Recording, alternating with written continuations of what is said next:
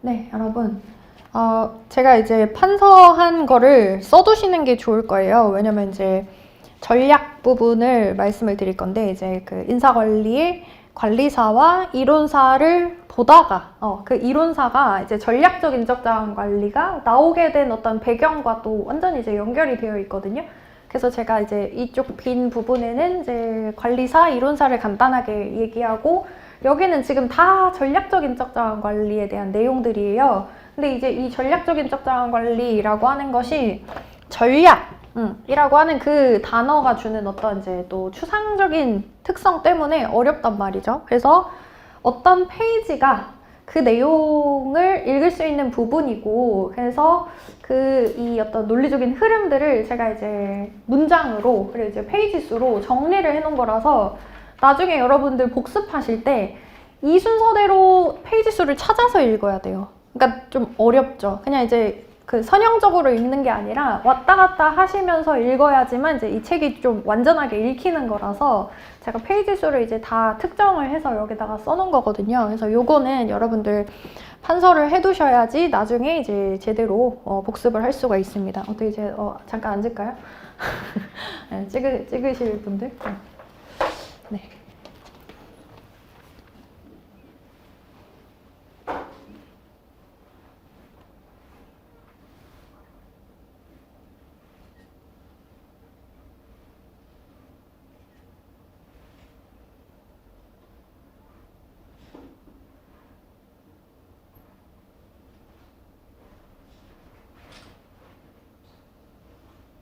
네, 그래서 이 인강 들으시는 분들 위해서 이렇게 이동해 주시고 계셨구나. 네, 이렇게 처음부터 끝까지 이렇게 쭉 또 천천히 이제 이동해 주시면 찍으시면 될 것 같아요.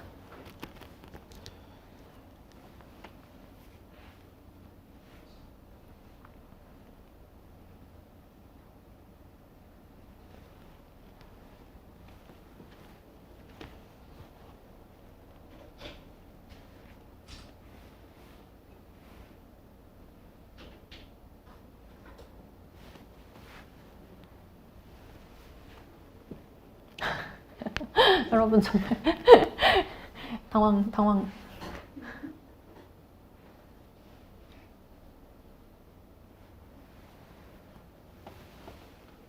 이제 됐겠죠? 네. 네, 그래서 우리는 이론사를 간단하게 볼 거예요. 왜냐면 이제 이론사는 여러분들이 연기에 좀 충실하게 공부를 하고 오셨다고 가정을 하고, 그리고 이제 넘어가려고 하거든요. 그래서 21페이지고, 페이지 수로는 이제 21페이지고, 그래서 인사관리의 발전을 이제 관리사와 이론사로 나누어서 볼 건데요.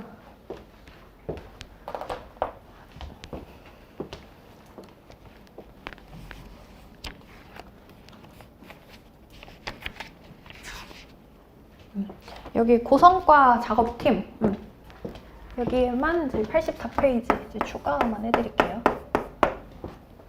근데 저거는 이제 금방 찾으실 수 있으니까 꼭 없어도 될 것 같긴 한데, 어쨌든 페이지 수로는 84페이지부터 고성과 작업팀, 고성과 작업 시스템이 이제 저 내용이 있습니다. 자, 그래서 이제 여러분들 두 번째 파트인 인사관리, 인적자원관리의 발전을 볼 건데, 이거는 이제 두 가지로 나눌 수 있습니다. 첫 번째는 관리사, 그리고 두 번째가 이제 이론사인데요. 관리사는 여러분들 말 그대로 어떤 역사적인 흐름을 따라서 실제로 인사관리를 어떻게 했고, 그래서 과거부터 이제 현재까지 어떤 변화, 양상을 우리가 이제 보는 거라고 생각을 하시면 되는데요. 그래서 관리사는 이런 식으로 정리를 하세요, 여러분들. 자, 인사관리, 그러니까 인간을 관리하는 방식이잖아요. 근데 이것도 제가 첫 번째 시간에 방금 전에 이제 우리가 수업을 하면서 잠깐 얘기를 했는데, 목적이 뭐냐? 그러니까 인사관리를 통해서 얻으려고 하는 그 이윤이 뭐냐? 그러니까 목적이 뭐냐? 그리고 사용하는 기술이 뭐냐? 제조 기술이냐, 서비스 기술이냐에 따라서 인사관리를 하는 방식이 완전히 달라진다라고 했잖아요.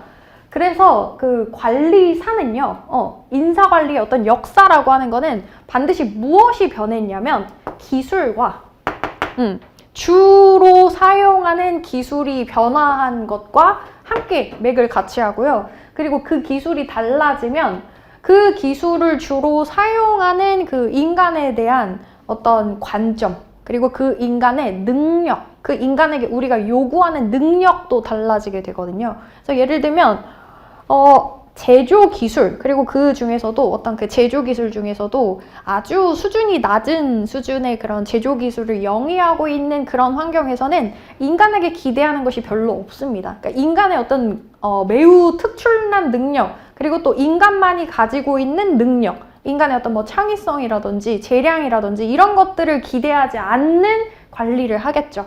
그래서 관리사는 이렇게 정리하라고 제가 말씀드렸어요. 자, 처음에 뭐가 변하냐? 기술이 변합니다. 그럼 이제 기술이 변하잖아요. 그럼 뭐가 변하냐? 직무 구조가 변해요.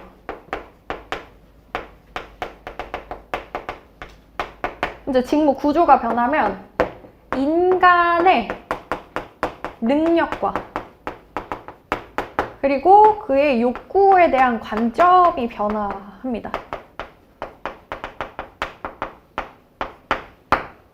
그래서 처음에 무엇이 어떤 기술이 주된 기술로서 사용이 되었고, 그래서 그 당시에 이제 직무 구조가 어떻게 되었는지, 그래서 이러한 직무 구조 하에서 인간에게 기대하는 것, 인간에 대한 어떤 관점이 어떠했는지를 위주로 쭉 정리를 하시면 됩니다.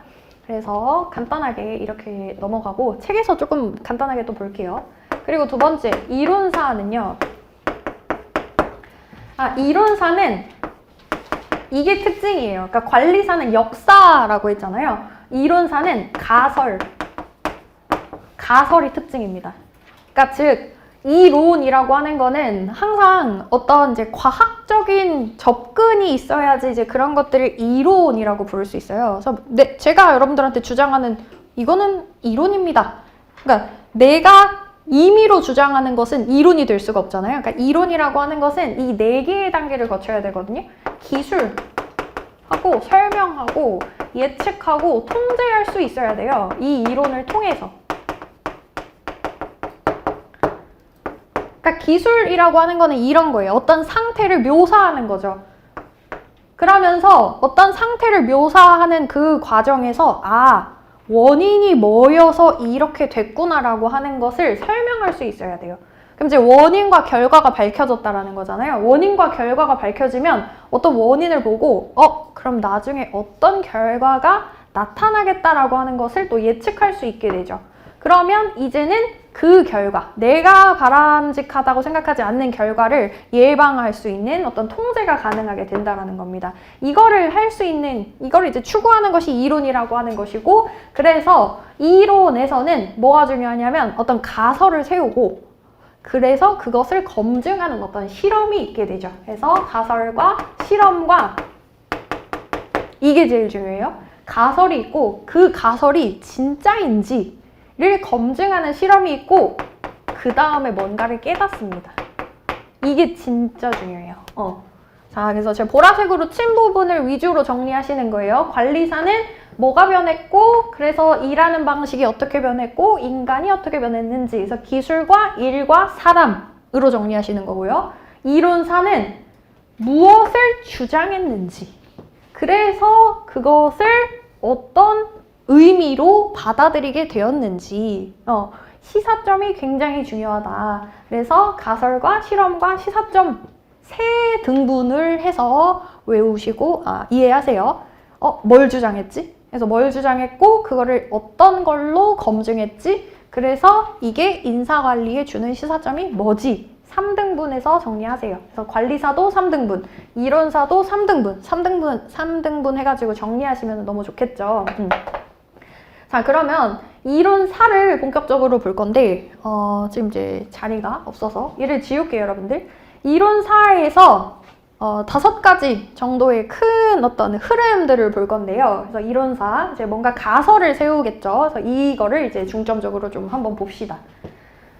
자, 그래서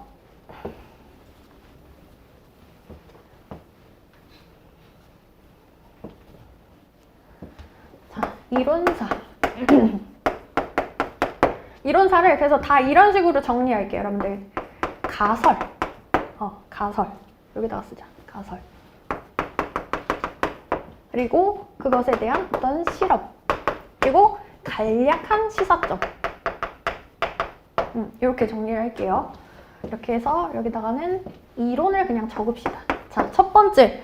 가장 첫 번째로 여러분들이 정리해야 되는 바로 그 이론. 어떤 이론이에요? 과학적 관리론이죠. 과학적 관리론.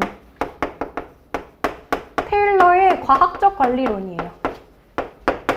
자, 아주 간단하게 키워드 위주로 정리할 거예요, 여러분들. 과학적 관리론에서 어떤 가설, 그러니까 어떤 주장을 가짜로 일단은 이제 세웠냐면, 과학적 관리론에서는 직무에 태만한 원인이 도대체 뭘까? 그러니까 어떤 공장, 아니면 이제 뭐 어떤 작업장, 그러니까 특히 이제 이 테일러는 어떤 그 베들레헴의 철광, 이런 어떤 뭔가 이런 그 철물을 캐서 이제 그거를 뭔가 가공하는 이제 그런 공장에서 실험이라고 하는 거를 했는데, 근데 이 사람이 뭔가 발견을 한 거예요. 종업원들이 너무 일을 열심히 안 하는 것 같아. 도대체 왜 직무에 태만할까? 근데 직무에 태만한 이유는 두 가지가 있다라고 이 사람을 생각을 한 거죠. 개인적인 이유. 그러니까 뭐야? 그냥 그 사람이 게을러서. 그런데 사실은 대부분의 경우에는 이 개인적인 이유는 사실 이제 조직의 입장에서 물론 이제 더 성실한 사람을 뽑으면 되겠지만 주된 이유는 그게 아니었다라고 이 사람을 발견을 한 거죠. 직무에 태만하게 된 이유가 조직적인 이유에 있었다. 즉 아무리 성실한 사람을 뽑아다 놔도 조직의 어떤 구조가 그 사람을 되게 태만한 사람으로 만든다, 불성실한 사람으로 만든다라고 하는 거를 처음에 이 사람이 발견을 합니다. 그러면 왜 이렇게 됐을까? 이 조직적인 이유가 뭘까? 뭐가 없었다는 거야? 주관, 그러니까 원칙이 없었다라고 하는 거죠. 원칙이 없고 오로지 이제 관리자의 어떤 주관에 기대어서 원리 원칙 없이 그냥 흘러가는 경영, 그래서 표류 경영을 했다. 표류 경영이 이 조직적인 직무 태만의 원인이다. 따라서 원리와 원칙을 세우는 것, 그리고 그 원리와 원칙을 과학적으로 수립하는 것이 굉장히 중요한 어떤 생산성 향상의 포인트겠다라고 하는 것을 주장하죠. 그래서 가설이 뭐냐? 굉장히 이제 심플하게 표현을 하자면 표류 경영이라고 하는 것을 키워드만 쓸게요, 여러분들. 표류 경영이라고 하는 상태, 이런 것들을 극복하고 조직적 태업을 극복하기 위해서는 과학적인 원칙을 수립하는 것이 중요하다. 그래서 이 과학적인 원칙이 도대체 뭐예요, 여러분들? 시간, 동작, 연구였다라는 거죠. 어떻게 일하는 것이 가장 최적의 일하는 방식인지를 동작으로 나누고 그 동작에 얼만큼의 시간이 소요되어야지 가장 효율적으로 일할 수 있는 것인지를 계산을 했다는 겁니다. 그러면서 뭐가 가능해졌어? 표준화한 거예요. 즉 작업에 있어서 비효율적인 것들을 모두 없애고 모든 종업원들이 이 방식에 따라서 기계적으로 일을 할 수 있도록 만들어 둔 겁니다. 즉 표준화가 가능했고, 이 표준화되어 있는 작업 환경을 통해서 우리는 뭘 알 수 있었어? 표준 생산량. 이러한 동작을 이 시간 안에 수행하면 하루에 표준적으로 이만큼의 과업을 달성할 수 있다라고 하는 거를 굉장히 과학적으로 계산할 수 있었다라는 겁니다. 그래서 표준의 과업량이라고 하는 것이 도출이 되고, 그쵸? 그래서 이 지금 시간 동작 연구는 이제 전문화잖아요. 전문화하고, 그러니까 일을 매우 세분화하고, 세분화했기 때문에 표준화하는 것도 유용해졌고, 표준화의 결과로서 표준 과업량이 도출됐고, 그래서 생산성에 따라서 성과금을 차등적으로 주는, 그래서 차등 성과급제가 도입이 됐습니다. 그래서 이 실험은 어떤 실험을 했냐? 시간 동작 연구라고 쓸게요. 시간 동작 연구라고 쓰고, 이 내용을 이렇게 씁시다. 이렇게. 그래서 전문화와 표준화. 그래서 표준과업량에서 차등 성과급을 지급을 한 것이 주된 핵심적으로 인간을 관리하는 방식이었죠. 그러니까 물론 여러 가지 그 내용이 있긴 하지만 일단은 여기서는 중요한 것만 보도록 할게요. 그래서 표준과업량이 도출이 되어서 4등 성과급을 실시할 수 있게 되었다. 그래서 이 이론에 이러한 가설과 실험의 시사점, 그러면 시사점은 긍정적으로 미친 영향과 부정적으로 미친 영향 각각 한 개씩만 또 써볼게요. 근데 긍정적으로 미친 영향은 뭐냐? 처음에 이 사람이 주장했던 게 사실은 맞았던 거예요. 이런 어떤 그 조직적으로 발생하는 태엽을 최소화할 수는 있었다. 그리고 이 사람이 사실은 어떤 이제 그 기계적인 그 직무 설계의 대명사로 뭔가 이렇게 불리긴 했지만 사실은 테일러는 휴식 시간이라는 개념도 발명을 했습니다. 왜냐하면 이 사람이 생각을 한 거예요. 어떻게 일해야 최적의 그 작업 환경이 될까? 그래서 1시간을 일하고 한 10분 정도를 쉬는 게 좋을까? 아니면은 2시간을 일하고 20분 정도를 쉬는 게 좋을까? 그래서 언제 쉬는 것이 그리고 어떤 도구를 사용해서 일하는 것이 가장 좋은 과업 환경인지를 이 사람이 알아내려고 했기 때문에 이런 부분에서 이제 기여를 한 거죠. 과학적인 인적 자원 관리의 어떤 처음 어떤 그 이제 첫 돌을 놓은 그런 어떤 시사점이 있기는 합니다. 그래서 긍정적인 시사점은 이제 노란색으로 써볼게요. 그래서 과학적 인적 자원 관리의 어떤 도입의 계기가 된 거죠. 그리고 이제 부정적인 시사점 보라색으로 적을게요. 부정적인 시사점, 가장 부정적인 시사점, 요약하자면 뭐예요? 핵심 키워드를 보자면 인간을 경제적 동물로 본 거예요. 그래서 경제적인 욕구, 여기 나오는 요 차등 성과급이라고 하는 것으로 인간을 관리하려고 했기 때문에 인간이 가지고 있는 다른 어떤 욕구는 완전히 무시하고 사회적인 욕구, 자신의 어떤 그 재량, 성장에 대한 그러한 욕구, 그러니까 고차원적인 욕구를 갖고 있는 존재라고 인간을 생각하지 않은 거죠. 그러면서 뭐가 발생해? 인간을 경제적인 동물로만 취급을 했기 때문에 그래서 인간소외, 노동소외라고 하는 문제가 발생을 한 거죠. 자, 그러면 이 보라 색깔의 문제를 해결하고 싶어서 이제 다음 이론이 나오게 되겠죠. 두 번째 이론, 인간관계론이 나옵니다. 페이올의 이론은 여기서는 다루지 않을게요. 책에서 볼게요. 인간관계론. 인간관계론의 가설은 뭐예요, 여러분들? 그래서 진짜로 과학적 관리가 생산성 향상에 도움이 될까? 왜냐하면 이거를 반박하는 사례가 너무 많이 발견이 되는 거예요. 아니 이렇게 표준과업량 도출하고 차등 성과급을 실시를 했는데 사람들이 싸우네.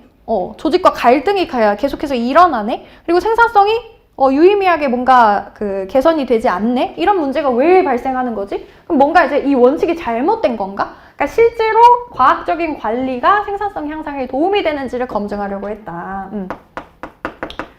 과학적 관리의 효과성 검증.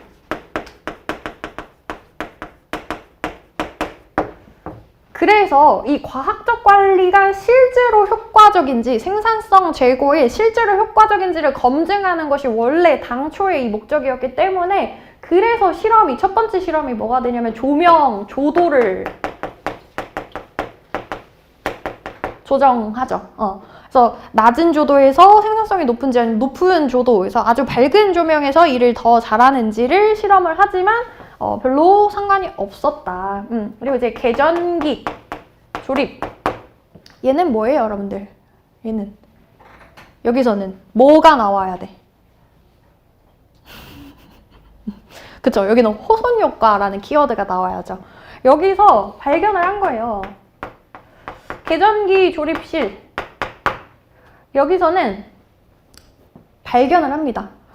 상황을 좋게 만들어줬거든요. 근로 조건을. 그러니까 여성 작업자들의 그 어떤 작업 환경을 되게 좋게 만들어줬는데 그 실제로 생산성이 유의미하게 좋아졌어요. 근데 그걸 다시 원복시켰을 때도, 그러니까 그다지 좋지 않은 어떤 근로 환경으로 다시 돌아갔을 때도 여전히 생산성이 높았더라. 그러니까 어떤 물리적인 조건이 아니라 그들이 관심받고 뭔가 존중받고 있다라는 어떤 의식으로 인해서 전혀 다른 효과가 나타났다라고 하는 것이 이제 호손 효과가 관찰이 된 거죠. 그래서 이제 면접을 봅니다. 2만 명의 종업원들한테 너 언제 행복해? 너 관리자와 관계가 어때? 너 언제 직무에서 만족을 느꼈어? 보람을 느꼈어? 라고 하는 것들을 물어보면서 아, 이게 인간이 되게 여러 가지 욕구가 있네. 얘네들이 사회적인 욕구 이런 것도 있네. 라고 하는 거를 이제 발견을 하죠. 그리고 직무를 이렇게 세분화하는 게 아니라 전문화하는 게 아니라 직무에 있어서 어떤 즐거움을 얻는 경험이 뭔가의 어떤 선택, 재량 이런 것들을 발휘하면서 그 다양한 또 과업들을 여러 가지 과업을 수행하면서 오는구나라고 하는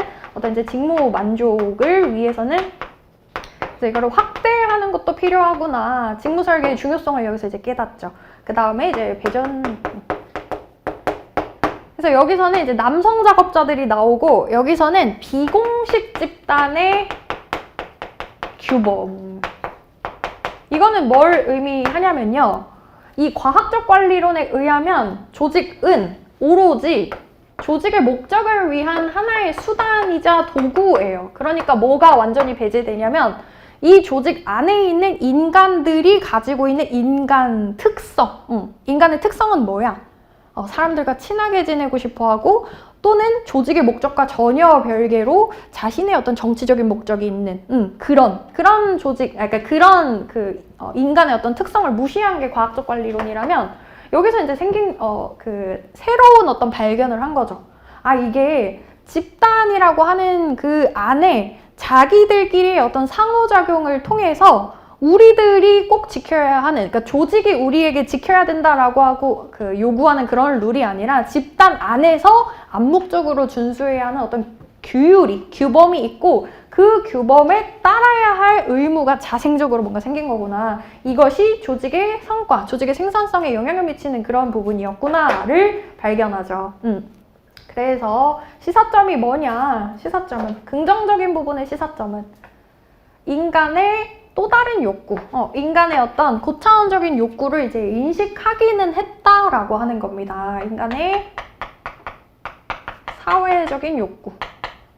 그래서 사회적인 동물로 보죠. 사회적인 동물로. 그렇지만 이 이론에도 문제가 있습니다. 문제가 뭐냐? 일단은 또 여러 가지 문제가 있긴 하지만 가장 대표적인 문제는 인간관계론이 사실은 과학적 관리론에서 그렇게 전진한 이론이 아니라는 거예요. 그래서 이거를 뭐라고 표현하냐면 인간을 피동적인 존재로 바라본 건 똑같다라고 표현을 합니다. 왜냐면 인간이 가지고 있는 욕구의 성격을 다르게 해석했을 뿐이지 인간이 사회적인 욕구만 충족되면 조직이 바라는 대로 뭔가 움직여주는 그러한 하나의 피동적인 존재, 그러니까 이제 수동적인 어떤 존재로 인식을 했다라고 하는 것이 이제 한계가 있는 것이죠. 그리고 조직 없는 인간을 너무 강조했다라는 거예요. 그래서 이 이론에 의하면 조직은 그러면 이성적으로 움직일 수 있는 그런 여력이 없습니다. 조직 없는 인간. 이런 비판을 받았죠. 그러면 세 번째는 어떤 이론이 나오게 되냐? 어디다 써야 되지? 이거를 지울게요, 여러분들. 이거를 지우지 마. 저쪽에다 쓸게요, 그러면은. 여기 가운데다가. 여기. 너무 뜬금없나? 잘 따라오고 계시죠, 여러분? 그래서 여기 이제 쓰자면, 이제 세 번째로는 약간 이거는, 경조를 하신 분들이 뭔가 이것들을 이렇게 매끄럽게 좀 이해하기가 더 좋을 것 같기는 한데, 저 두 개의 이론은요, 여러분들, 인간관계론, 과학적 관리론과 인간관계론은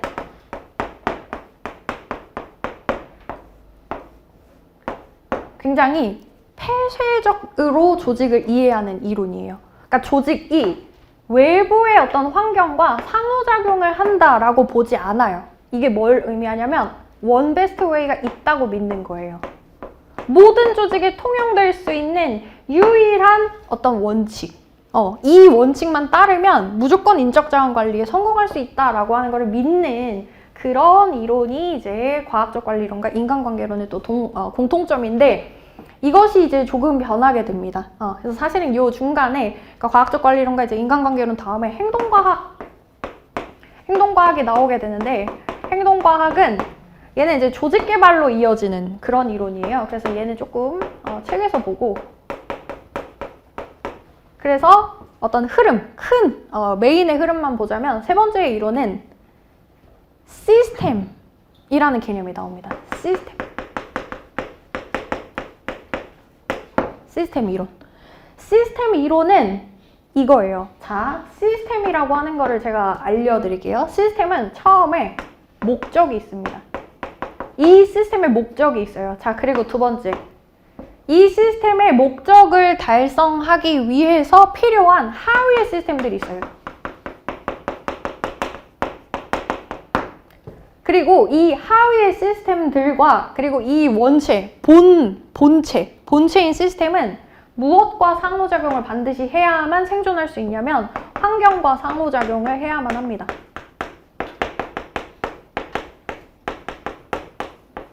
그리고 네 번째, 환경과 상호작용할 뿐만 아니라 하위에 있는 시스템들끼리도 아래에 있는 시스템들끼리도 그러니까 시스템의 구성 요소들끼리도 서로 상호작용을 해야 돼요. 그래서 하위 시스템들 간의 상호작용.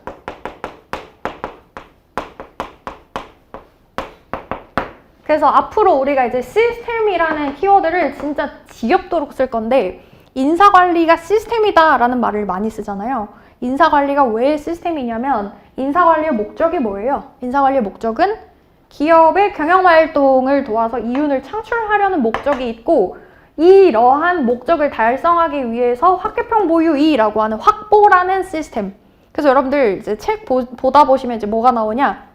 평가에도 평가 시스템이라는 말이 나와요. 인사평가 시스템이라는 말이 나와. 그러니까 걔가 뭐라는 소리예요? 인적자원 관리라고 하는 본체인 시스템을 구성하고 있는 평가라고 하는 하위의 시스템이 있다라는 소리죠. 그래서 하위의 시스템들, 확계평 보유이가 있다. 그리고 인사관리라고 하는 이 본체의 시스템은 환경과 상호작용을 해야만 한다. 환경과 상호작용을 해야만 한다. 그래서 외부 환경에서 우리가 원하는 어떤 인적 자원이 있으면 그러면은 그 인적 자원이 우리 조직에 지원하도록 어떤 모집의 활동을 공격적으로 해야 되고 없으면 모집의 원천을 개발해야 돼요. 내부에서도 개발을 해야 돼. 그걸. 그러니까 환경과 상호작용을 하면서 확보의 양상, 개발의 양상 이런 것들이 변해 가죠. 그리고 확보하는 방법과 개발하는 방법. 여러분들 이 하위 시스템들 간의 상호작용은 자, 이게 가장 대표적인 거예요. 평가의 결과가 어디에 반영이 돼? 어디에 반영이 돼요? 그렇죠. 눈만 움직이지 말고 말을 해보세요. 보상. 그리고 교육 훈련. 이렇게 반영이 된다라고 하는 게 시스템들 간의 상호작용을 의미하거든요. 그래서 이 관점이 이제 세 번째로 나오게 됩니다. 그러면서 이 시스템 이론이 우리 조직에게 뭘 알려주냐면, 그래서 이 부분 잠깐 따라오세요. 저 시스템 이론이 어디에 나오냐? 여기로 가는 거예요. 이게 저 시스템 이론이 우리 기업에게 주는 중요한 시사점이었구나. 기업이 개방 시스템이다 라고 하는 그 인식의 변화가 일어난 거예요. 원래는 기업은 폐쇄 시스템이었어. 그러니까 외부랑 어떤 작용이 없어도 그냥 기업이 원래 하던 대로 그냥 이전에 했던 어떤 방식을 그냥 답습하기만 하면은 충분히 이제 이윤을 창출할 수 있는 그러한 어떤 존재로, 그러한 개체로 인식을 했다면 바뀐 거죠. 이거 시스템 이론 때문에 그렇구나. 인 거예요. 그러면 네 번째로 뭐가 나오냐면요. 네 번째로. 그러면 여기다 써도 되겠다. 네 번째. 자, 여기도 이렇게 좀 이제 칸을 잠깐만 나누면 네 번째. 네 번째는 전략이라는 개념이 나와요. 여기 지금 전략 여기 있네. 여기 그쵸? 이쪽에 전략이 있어요. 그러면 전략적 자원. 그러니까 자원 관점 이론인데 그냥 전략적 자원. 그냥 자원 관점이라고 그냥 쓸게요. 그러면 자원 관점 이론.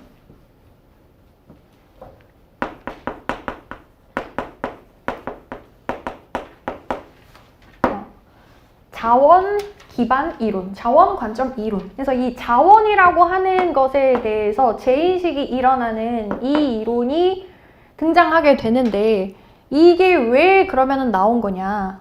이 얘기는 이 부분을 얘기를 해야 됩니다. 여기 이제 그냥 또 간단하게만 쓸게요. 자원이라고 하는 것이 성격이 바뀌었다라는 거예요. 과거에 우리 조직이 어떤 투입을 해서 과거에 이제 우리가 어떤 투입이라는 걸 해서 우리가 원하는 어떤 목적을 이뤄나가는 과정에 주요한 자원이라고 생각했던 것들이 근데 힘을 잃어가기 시작했다라고 하는 거죠. 그래서 어떤 재무적인 자원, 물적인 자원 이런 것들이 효용을 잃어가고 있다. 새로운 자원이 필요하다라고 하는 것이죠. 왜냐하면 이 재무적인 자원과 물적 자원은 굉장히 이동하기가 쉽고 모방하기도 쉬운 그런 존재였다. 따라서 우리는 브리오라고 하는 속성을 가지고 있는 자원을 보유하고 있는 조직만이 경쟁 우위에서 그러니까 경쟁 우위의 원천을 보유하고 있는 그러한 조직만이 계속적으로 생존하고 그리고 성과를 낼 수 있다라고 하는 이론이 이제 자원 관점 이론인 것이죠. 그래서 이 3번의 시스템 이론과 여기까지 간단하게 보고 이제 전략도 쭉 한번 따라가 보도록 할게요. 그래서 책으로 가보시면 21페이지입니다. 21페이지. 자, 그래서 이제 관리사 보시면 관리사 위에서 세 번째 줄 여기에다가 넘버링을 한번 해볼게요. 넘버링 세 번째 줄이에요. 세 번째 줄의 제일 끝에서 기술이 발전하면, 그래서 기술 동그라미 치시고요. 기술 동그라미. 그래서 네 번째 줄에 직무 구조 변화 동그라미, 직무 구조 동그라미. 그래서 일하는 방법, 일의 내용 이런 것들이 바뀌고, 그래서 네 번째 줄에 사람의 능력, 그래서 사람의 욕구, 그 노동자를 관리하는 어떤 관리자의 의식의 변화, 그래서 기대의 변화 이런 것들이 일어난다. 해서 기술, 일, 사람. 기술, 일, 사람으로 정리하면 되겠다 해서 밑에 있는 것들은 여러분들한테 맡기도록 할게요. 그래서 쭉 읽어보시고 정리 3등분해서 정리하세요. 자, 그리고 이제 이론사 보시면 이론사는 23페이지 첫 번째 문단 보시면 과학적으로 접근한 내용, 그러니까 과학적으로 접근했다라는 건 뭐냐? 거기다가 쓰시는 거예요. 가설. 그래서 그것을 검증하고 시사점을 통해서 무엇이 가장 좋은 인사관리이냐에 도달하려는 것이다. 그래서 기술하고 설명하고 예측하고 통제하는 이러한 활동을 주된 목표로 삼는 것이 이론사입니다. 그래서 테일러의 과학적 관리론이 나오죠. 등장 배경 볼게요. 위에서 네 번째 줄, 등장 배경에서 위에서 네 번째 줄 칠게요. 관리자들이 단지 경험과 주관에 의존해서 이들을 다루었고 노사 간에 불신이 생겨서 그리고 이제 비과학적인 관리 방식이 이유가 되어서 조직적 태엽이 만연하였다까지 줄 치시고, 그래서 경험과 주관 동그라미 치고 표류 경영이라고 쓰세요. 그래서 표류 경영으로 인해서 성실한 인간도 이 조직에 오면은 태만하게 되는 문제가 발생을 했다. 이걸 어떻게 해결할 것이냐? 조직적 태엽 목차에서 위에서 세 번째 줄 치세요. 조직적 태엽은 관리의 부재에서 비롯되는 것이다. 그래서 과학적으로 관리하자를 주장한 거다, 여러분들. 자, 그래서 뒤로 넘어가시면 따라서 과학적으로 과업을 과리해주면 선발도 그리고 보상도 감독도 모두 과학적으로 진행이 된다라는 거예요. 그런데 바로 그 과학적 과업 관리가 도대체 뭐냐? 7번. 그러니까 그 각주. 그러니까 제일 밑에 그 각주로 내려오시면 시간, 동작, 연구. 이것을 과업 관리의 어떤 기초로 삼았다라는 겁니다. 그러므로 이 시간 및 동작 연구를 통해서 직무 설계도 가능해졌고 표준화라고 하는 것이 달성이 되면서 표준화를 할 수 있게 되면서 표준적인 성과의 수준을 결정할 수 있었고 그거를 토대로 차등 성과급이 실시가 될 수 있었던 거죠. 그래서 차등 성과급제 가셔서요. 밑에서 5번째 줄에 체크할게요. 25페이지고 4번 목차 차등 성과급제고 그 차등 성과급제 목차에서 밑에서 5번째 줄. 테일러는 노동의 내용과 양을 객관적 동그라미 치시고 객관적으로 결정하면 성과급에 대한 불신이 사라지고 성과가 증가될 것이라고 판단했다. 이에 거기에 동그라미 치세요. 시간 및 동작 연구 동그라미. 시간 및 동작 연구 동그라미. 그래서 그 일련의 A, B, C, D 이것이 따라오게 된 거죠. 그래서 인간은 이제 경제적인 동물, 경제적인 욕구를 가지고 있는 존재로 바라보고 이제 조직을 운영을 하려고 했습니다. 그래서 밑에 있는 내용 여러분들 쭉 읽어보시고 이제 공헌, 그래서 보시면 공헌과 비판. 그래서 이제 시사점이 중요하다고 했습니다. 시사점. 그래서 공헌은 조직의 효율적인 목적 달성을 위하여 최적의 구조체계가 있다. 여러분들 그 최적의 구조체계가 뭐냐? 아까 전에 제가 썼던 원베스트 웨이를 최적의 구조체계라고 얘기하죠. 그러니까 가장 좋은 방식이 있다라고 전제하고 그것을 찾아서 굉장히 노력을 했다라는 거예요. 그리고 공장 경영을 효율화하고 능률과 생산성을 높이는 과정에서 인적 자원 관리 발전에 크게 기여하였다. 그래서 이것도 우리가 이제 직무 파트에서 배우겠지만 직무 분석의 전신. 그러니까 최초의 직무 분석이 시간 및 동작 연구예요. 그래서 직무는 합리적인 인사관리의 기반이라고 부르거든요. 그래서 합리적인 인사관리를 하기 위해서 어떤 초석을 놓았다라고 얘기할 수 있습니다. 그런데 비판이 있죠. 그래서 노동 소외의식이 갖게 되었고 경제적인 동물, 그래서 노동 착취, 그래서 인간이 없는 조직 이런 비판을 받았습니다. 그래서 키워드 체크하시고요. 그래서 페이올의 일반 관리론 보시면 페이올의 일반 관리론은 27페이지에서 위에서 4번째 줄, 그러니까 그 개념에서 위에서 4번째 줄인데 보편적인 사항을 규명한 것으로 특히 조직의 합리적, 그래서 합리적 동그라미 치세요. 합리적. 그래서 우리가 합리적인 기능적 차원의 운영을 위해서 관리적 차원이라고 하는 거를 우리가 이제 2번째 차원으로 수립을 했었잖아요. 그래서 뒷부분으로 넘어가시면 28페이지에 1번 목차에 경영과 관리의 구분 있어요. 경영관리적 활동 보세요, 여러분들. 경영관리적 활동. 그래서 거기 동그라미 치시고 별표 치시고요. 경영관리적 활동을 가장 중요한 활동으로, 즉 경영자의 주요 역할로 페이올은 경영관리적 활동을 여겼는데 보시면, 그래서 괄호 보시면 뭐예요? 그거 플랜 도 C예요. 플랜 도 C. 그러니까 관리라고 하는 것이 조직의 운영에서 가장 중요한 활동이다라고 이 사람은 주장을 한 거다. 그래서 2번 목차의 2번째 줄에도 줄 칠게요. 경영자의 주요 역할은 바로 관리 활동이라고 할 수 있다. 그래서 이제 페이올의 일반 관리로는 관리, 그래서 플랜 도 C를 통한 인적 자원의 관리, 조직의 운영 이런 것들을 시사점을 준 것이죠. 자, 그리고 이제 메이오의 인간관계론 보시면 등장 배경에서 위에서 5번째 줄 치세요. 등장 배경에서 위에서 5번째 줄. 과학적 관리법이 과연 생산성 증대를 가져오는지 검증하는 연구. 그래서 제일 마지막 줄에 그 등장 배경 목차에서 제일 마지막 줄에 줄 칠게요. 물리적 환경과 생산성과의 상호 연관관계를 검증하면서 시작되었다. 그러니까 지금 첫 번째 실험이 물리적인 환경에 대한 검증으로부터 시작하는 거죠. 조개, 면배, 그쵸? 그래서 조명 실험, 계전기, 조립 작업 실험. 그래서 쭉 읽어보시고, 면접조사, 배전기 쭉 읽어보시고.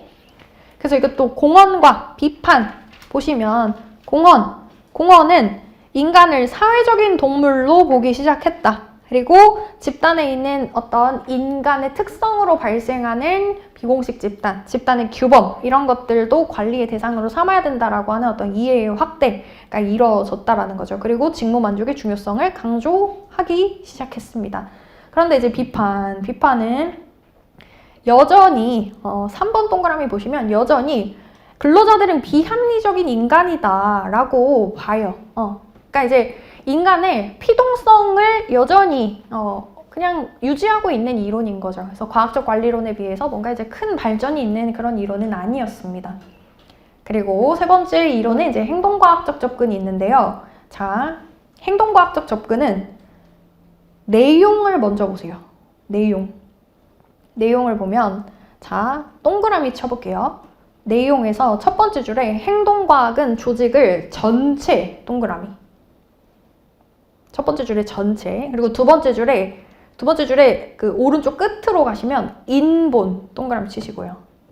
인본 동그라미 치시고 네 번째 줄에 구성원들의 참여 동그라미. 그리고 그 밑에 줄 한 줄 더 내려오셔서 개발 동그라미. 그리고 오른쪽 여백에 참여와 개발이라고 쓰시고요. 오른쪽 여백에 참여와 개발이라고 쓰시고 그리고 조직 개발이라고 쓰고 326페이지라고 쓰세요. 326페이지. 자, 그러면 지금 이제 우리 방금 전에 동그라미 쳤던 키워드 뭐였냐면요. 전체, 인본, 그리고 참여, 그리고 개발. 이 4개의 키워드거든요. 여기 제가 앞에 썼는데 그럼 이제 326페이지 조직 개발 한번 갔다가 와볼게요. 무슨 내용이 있길래 이 내용이 이 행동과학이라는 게 조직 개발이라고 하는 부분으로 연결이 곧바로 되는 것인지 자 326페이지 보시면요.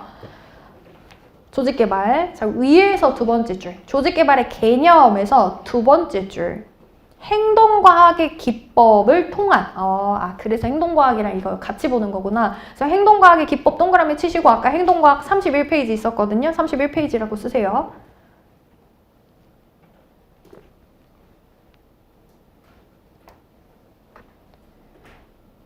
자, 그리고 조직 개발의 내용 여러분들 한번 쭉 한번 보시잖아요.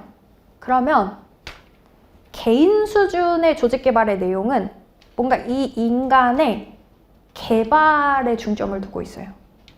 감수성 훈련, 교류 분석법, 스트레스 수용 능력 개발, 경력 계획, 그리고 집단 수준에서는 집단을 구성하고 있는 사람들이 서로를 더 잘 이해할 수 있도록 도와주는 활동들이 있거든요. 보시면 이제 팀 구축, 집단 간 회합. 자, 그리고 조직 수준 넘어가시면요. 조직 수준에서 자, 지금 그 BPR부터 쭉 읽어볼게요. BPR, 그러니까 비즈니스 프로세스 리엔지니어링, 사회기술 시스템 이론, 전사적 품질 경영, 목표 관리법, 그리고 오른쪽으로 넘어가셔서 직무 확대, 준자율적 작업 집단, 분임조, 스캔럼 플랜, 종업원 지주제도 그거 다 뭐예요, 여러분들? 참여, 그쵸? 참여, 개발. 그런데 왜 인간의 참여와 인간에 대한 개발을 꾀하려고 하는 거냐면 인간이 우리 조직의 가장 중요한 어떤 자원이다. 그리고 그 인간에 대한 투자를 통해서 우리 조직의 전체 생산성이 결국에는 제고된다라는 관점으로 조직 개발이라는 이름이 붙은 거죠. 근데 그 조직 개발을 하는 과정에서 어떤 기법을 사용을 하는 거냐면 인간이 보여주는 행동을 그리고 그 행동을 바꿀 수 있는 직접적인 어떤 기법을 도입해서 바꾸겠다라는 겁니다, 여러분들. 그래가지고 조직 개발이랑 같이 봐야 돼요. 아시겠죠? 그래서 행동과학적 접근 읽으시면서 이거는 326페이지 갔다가 와야겠다. 왔다 갔다 하시면서 보시는 겁니다. 그래서 뒤로 넘어가면 시스템적 접근과 그리고 이제 전략적 접근에서 자원 기반 관점이 나오게 되죠. 그래서 시스템적 접근 보시면 등장 배경, 그래서 시스템적 접근법이 나왔고, 그래서 내용 보시면요, 시스템이란 특정한 목적을 가지고, 자, 목적, 동그라미, 목적. 32페이지에 2번, 그러니까 시스템적 접근의 2번 목차 내용에, 그러니까 목적 동그라미, 여러 구성 요소 동그라미, 그러니까 즉 하위의 시스템들이, 그래서 상호작용 동그라미. 그리고 그 뒤에도 쭉 줄칠게요. 즉 개방 시스템으로서의 기업이 투입물, 변환 과정, 산출물, 그 밑에 줄에 피드백까지. 그래서 자원을 투입받은 그 시점부터 기업의 가치 창출 활동이 시작되는 거기 때문에 뭐가 중요하다는 거야? 자원을 공급해주는 환경과의 상호작용이 중요하다라고 하는 것이죠. 그러면서 5번의 접근도 나오게 됩니다. 자, 2번, 1번 등장 배경 목차에서 두 번째 줄 칠게요. 기업의 경쟁 우위를 확보하는 수단으로 다른 물질적 자원보다 인적 자원이 핵심 요소가 된다는 인식이 확산되었다. 그래서 물적 자원, 재무적 자원은 쉽게 획득할 수 있다. 그러니까 더 이상 이제 유효성이 떨어지게 됐다라는 그런 지적이 있었다라는 거죠. 그래서 내용으로 넘어가시면 내용. 그래서 첫 번째 줄에 줄 칠게요. 이러한 인식은 자원 기반 관점으로 정립되었다. 자원 기반 관점으로 정립되었다. 그래서 페이지 수도 불러드릴게요, 여러분들. 시스템적 접근법 있잖아요. 시스템적 접근법은 34페이지 펴시면 그 부분부터 시스템에 대한 얘기가 나오고요. 34페이지에. 그리고 자원 기반 관점과 그 자원 기반 관점이 기반이 되는 이론은 전략적 인적 자원 관리는 58페이지부터 그 내용이 나와 있어요. 그래서 32페이지에다가 시스템적 접근법 옆에다가 34페이지, 그리고 자원 기반 관점, 그러니까 전략적 접근 옆에다가 58페이지 페이지 수 써두시면 됩니다.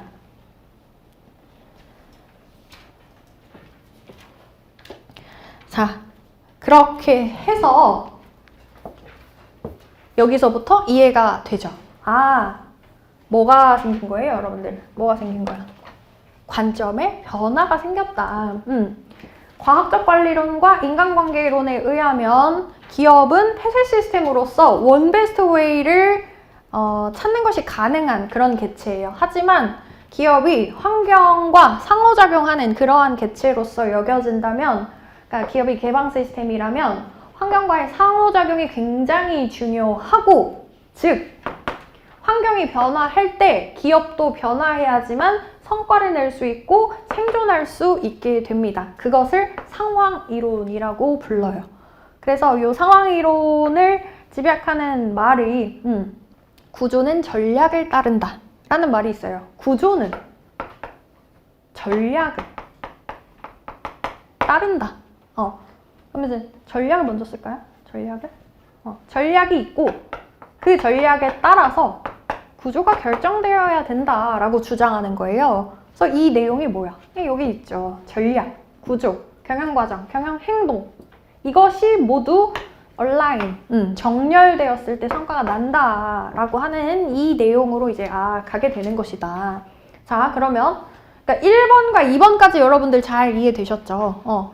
기업 조직이 폐쇄 시스템이 아니라 이제 개방 시스템으로서 여겨지면서 환경과의 상호작용이 중요하게 되었다. 여기까지 이해됐어요. 오케이. 그러면 우리가 상호작용해야 하는 바로 그 대상인 환경. 이 환경이 어떻게 되고 있대?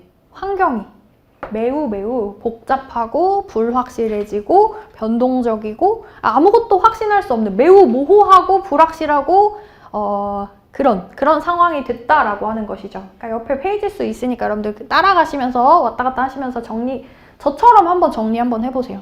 저처럼. 그래서 환경이 뷰카의 환경으로 되고 있다. 따라서 전략이 필요하게 되었다. 근데 여기에는 지금 뭔가 생략이 되어 있어요. 뭔가 맥락이 지금 생략이 되어 있어. 환경이 복잡하고 불확실해지는 거랑 전략이 필요하게 되었다라는 주장이랑 약간 지금 안 맞는 부분이 있거든요. 그래서 제가 여기다가 좀 써드릴게요. 환경이 복잡하고 불확실해질 때 왜 전략이 필요한지를 여기다 쓸게요.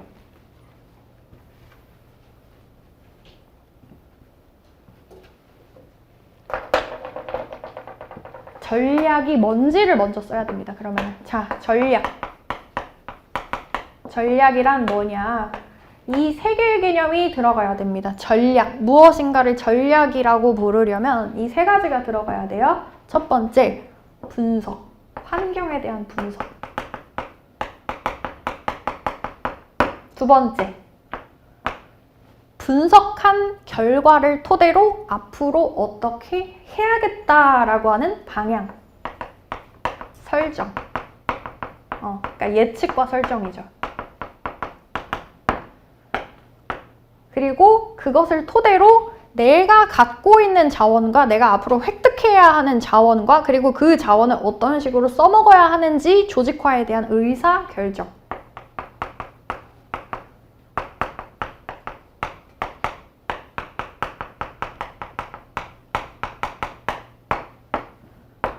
이러한 성격을 갖고 있는 것이 전략이에요. 그래서 전략적 합격, 합격의 전략 이런 말을 쓰잖아요. 근데 여러분이 노무사를 전략적으로 합격하기 위해서는 뭐가 있어야 돼? 여러분의 어떤 환경을 분석하는 게 필요하죠. 내가 지금 전업인지, 내가 이제 뭐 직장을 병행하고 있는지, 내가 뭐 이제 뭐 법 과목이 뭔가 이제 이수가 돼서 뭔가 좀 유리한 환경인지, 그래서 내가 법 과목에 대한 뭐 투입을 줄이고 아니면 뭐 경영 과목에 대한 어떤 투입을 더 늘려야 되는 것인지, 그런 어떤 환경에 대한 분석, 나의 환경과 외부, 그러니까 내부 환경과 외부 환경을 이제 동시에 분석하는 게 필요하죠. 그리고 방향을 예측을 합니다. 그리고 내가 앞으로 그럼 어떻게 해야지 경쟁력이 있겠다라고 하는 것을 이제 예측하고 설정하죠. 그럼 나는 내가 지금 가지고 있는 어떤 내가 지금 현재 위치해 있는 어떤 환경에서 내가 조금 더 유리해지려면 이러한 어떤 전략, 이러한 어떤 결정을 하는 것이 나에게 더 좋겠다라고 하는 것을 결정하고, 그런데 그 결정을 실행하기 위해서는 여러분이 그 결정, 그 실행을 할 수 있는 자원이 있는지, 없다면 그 자원을 어떤 식으로 획득할 수 있는지, 그리고 그 자원들을 어떻게 조합하는 것이 가장 최적의 의사결정인지를 여러분들이 또 결정을 해야 돼요. 그것들을 다 전략이라고 부르죠. 이 세 가지의 속성 중에 한 가지라도 없으면 그건 전략이라고 부를 수 없습니다. 자, 그러면 조금 이해가 되시죠? 환경이 복잡하고 불확실해질 때 왜 전략이 필요하다라고 주장할 수 있냐면, 전략 안에는 환경을 분석하는 활동이 이미 들어가 있다. 그러니까 어떻다는 거야? 여러분들 안정적인 환경일 때는 환경이 변한 적이 없기 때문에 10년 전의 환경, 20년 전의 환경, 이미 분석되어 있는 환경을 바탕으로, 그리고 그 환경에서 내가 이미 수행했던 방식대로 그대로 그거를 수행을 해도 문제가 없습니다. 근데 이제 환경이 변했잖아. 1년 전의 환경과 1년 후의 환경이 다르기 때문에 끊임없이 환경을 분석해야 돼요. 그리고 그 환경에서 내가 어떤 방향을 설정하는 것이 도움이 되는지를 또 끊임없이 바꿔야 되죠. 그러면서 자원이라고 하는 것도 당연히 달라지게 됩니다.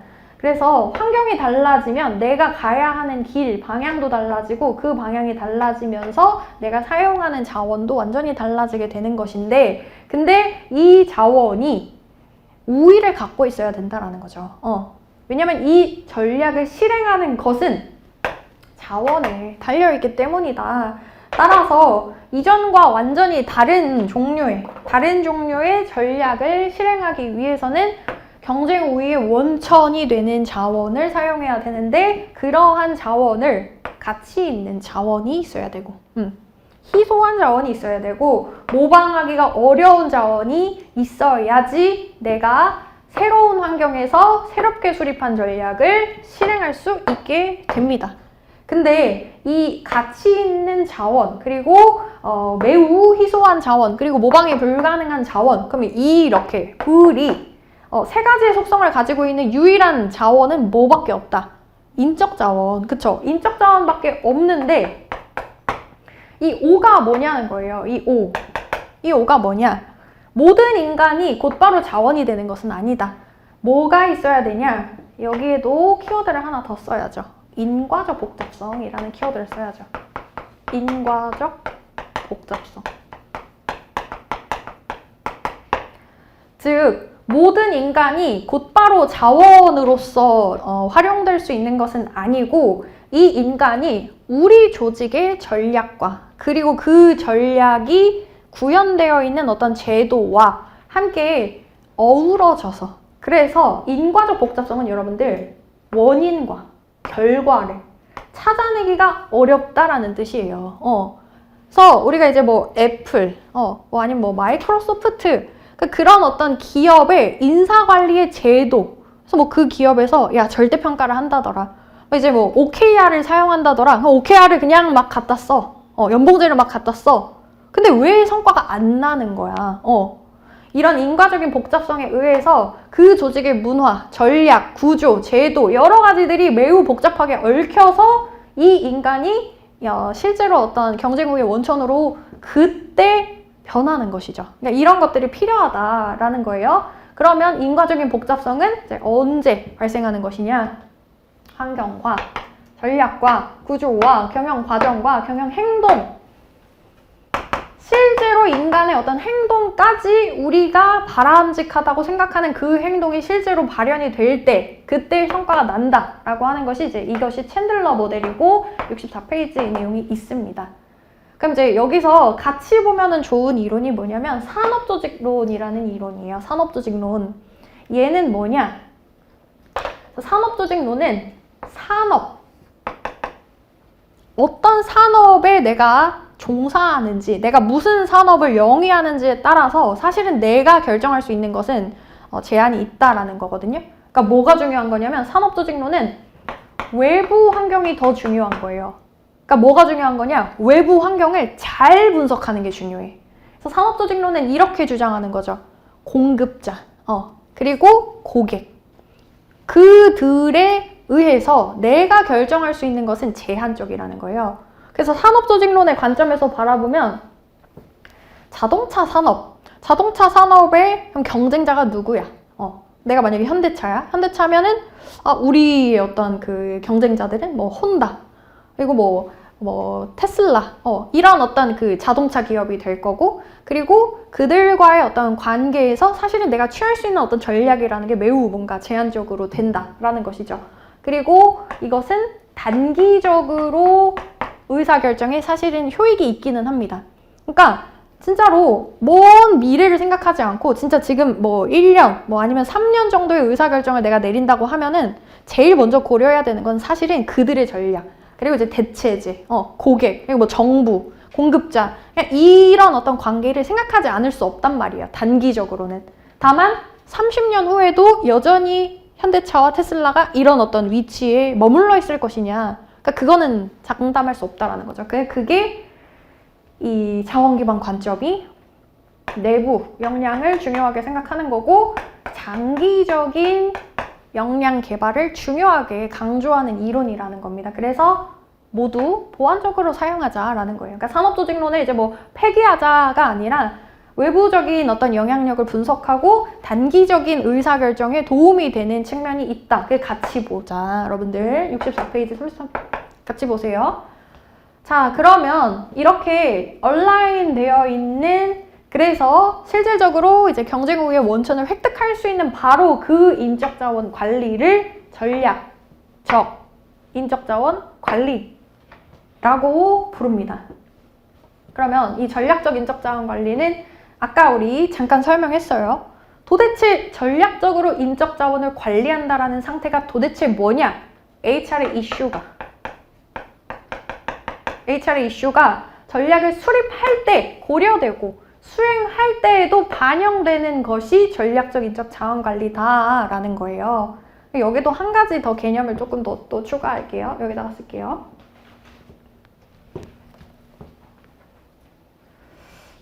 이 밑에다 쓸게요, 여러분들. 전략적 인적 자원 관리는 개념적으로는 이 개념을 써야 돼요. 외적 정합성인데요. 외적 정합성의 상태. 얘는 뭐야? 이 부분이에요. 환경과 전략, 구조 간 정합성. 그리고 두 번째, 내적 정합성인데요. 내적 정합성. 이것은 기능과 기능 간 정합성입니다. 정렬. 즉, 내가 분석한 환경이 우리 조직에게 어떤 원가 우위의 전략을 취하는 것이 가장 적합한 환경이다라고 하는 것으로 분석이 된다면, 그러니까 내가 분석한 환경이 그러한 환경이라면 나는 그 환경에 맞게 전략을 취해야 하고, 그리고 그 전략을 실행할 수 있는 가장 좋은 구조를 구축해야 하는 것이 이제 외적 정합성이고요. 그리고 그러한 인적 자원 관리를 실행하는 과정에 있어서 평가하는 방법과 보상하는 방법 간에 공통되는, 그러니까 정렬이라고 하는 것이 일어나야 된다라고 하는 것이죠. 예를 들면 우리가 이제 평가를 절대평가를 했어요.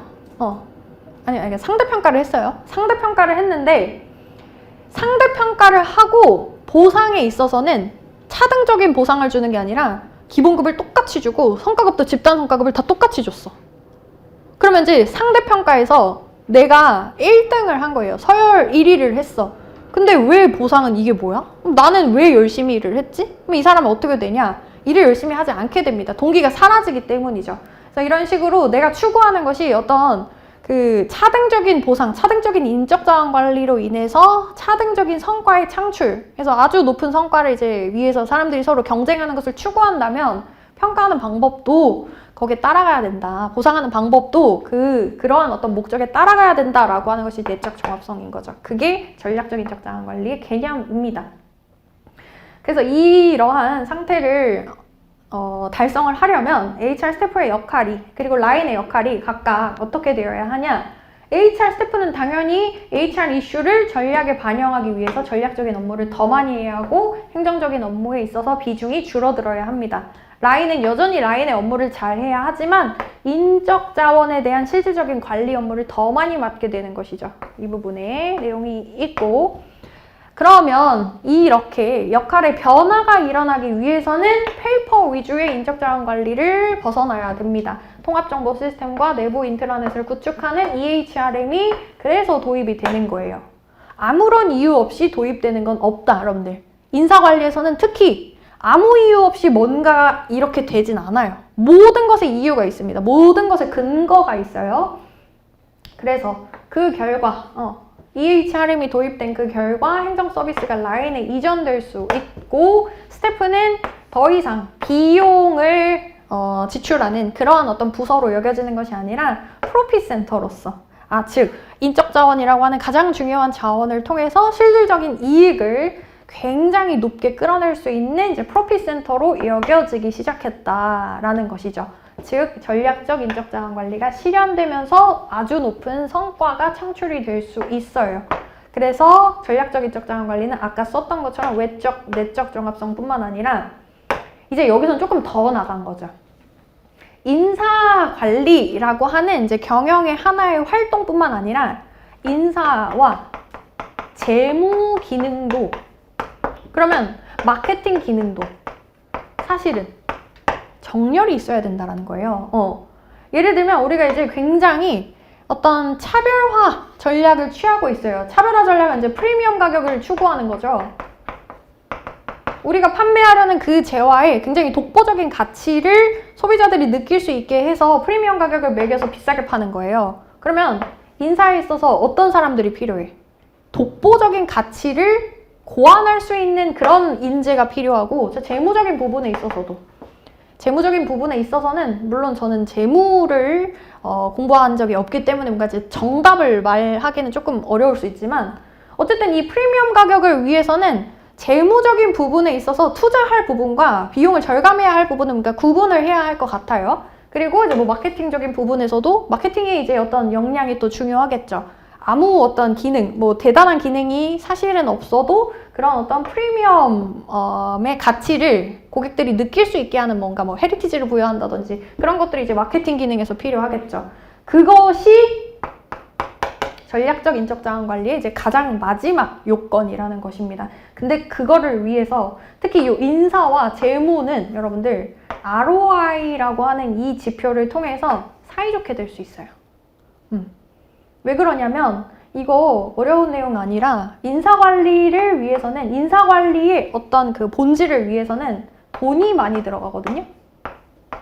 물론 돈을 벌어다 주는 그 자원이 인적 자원 관리이기도 하지만 교육 훈련하는 거, 확보하는 거, 직무 개선해 주는 거, 복지 이런 거 다 돈이 들어가는 거예요. 그러니까 인사 관리를 하는 데 있어서 재무적인 부서는 뭔가 이제 부정적인 입장을 취할 수밖에 없다라는 겁니다. 그런데 인사와 재무 간의 어떤 그 경쟁적인 관계를 무엇으로 사이좋게 만들 수 있냐면 ROI 뭐예요?